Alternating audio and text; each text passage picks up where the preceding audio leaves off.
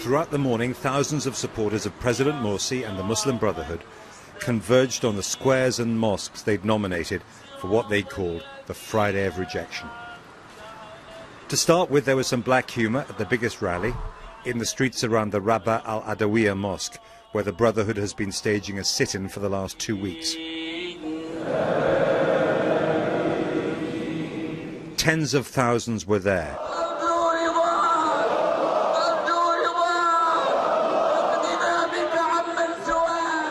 The prayers were long and impassioned, calling for God to help them through their ordeal.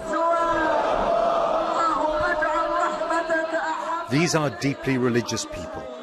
Over generations since it was founded in 1928, the Muslim Brotherhood has built loyalty by providing the closest the poor of Egypt have had to a welfare state: medical care, legal help, and religious guidance.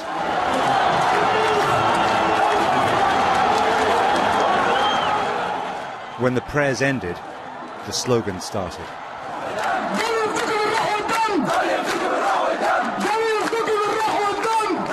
They believe that by removing a president a year after he won an election that was hailed around the world, the Egyptian Army Command has stolen their newborn democracy.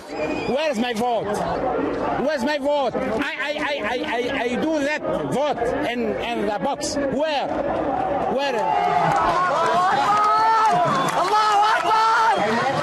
One of the Brotherhood's senior leaders, Mohammed Beltaghi, spelt out their position.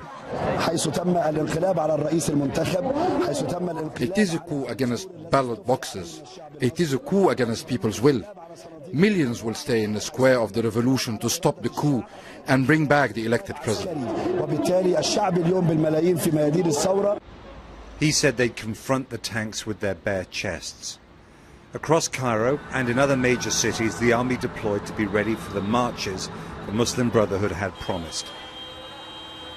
The troops are supported by millions of Egyptians in this divided country who wanted the president and the Muslim Brotherhood out, who deny that this is a military coup, who say the army is restoring their revolution.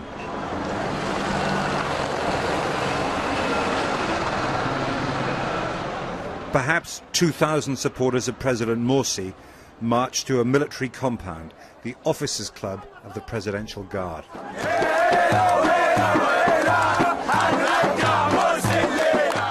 Soldiers were waiting, equipped for trouble. Many in the crowd believe that this is where the army is holding President Morsi. An officer warned them not to cross the road in front of the base. He told them they were free to demonstrate if they did not.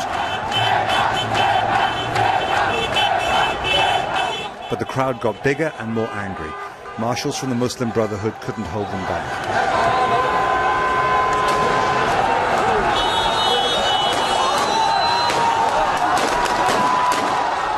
Seconds after they spilled into the road, soldiers started shooting live bullets into the air.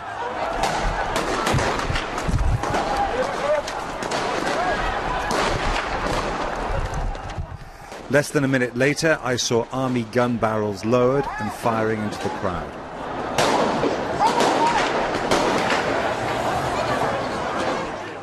A man was killed instantly. Other protesters tried first aid to save a wounded man. He said, "They've attacked our brothers. This is forbidden. It's not accepted by God. They've attacked our brothers and killed us." The army fired tear gas and shotguns into the crowd. The BBC team was in a group that was hit by shotgun pellets. There are powerful forces arrayed against each other in this country. On one hand, the Muslim Brotherhood, with deep roots in the community, can put a lot of people onto the streets. On the other, the army seized control of the country and wants to hold it. Unless they can channel all of this into political action and not into street protest, it's a recipe for more violence. The violence continued after dark. Running battles spread to one of the bridges over the Nile in Cairo that lead to Tahrir Square, the centre of protests against President Morsi. The dreams of a better life that so many had after the overthrow of the old Mubarak regime faded away long ago. Now what matters is stopping the nightmare getting worse.